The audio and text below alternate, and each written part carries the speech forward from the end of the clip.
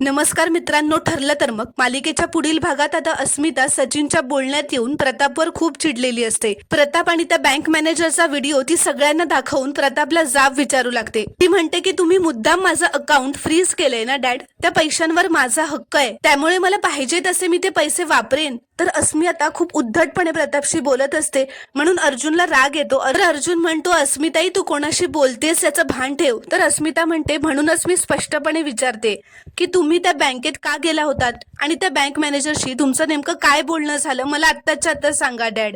तर आता प्रतापला सुद्धा राग सहन होत नाही. तो तर आता प्रताप सुद्धा चिडतच म्हणतो, अस्मिता माझी बँकेत ना 1000 कामं असतात, माझं त्या बँकेत बिझनेस लोन चालू आहे, कंपनीचा फायनान्स इश्यू सगळं काही चालू आहे, त्यासाठी मला तिथे जावंच लागतं.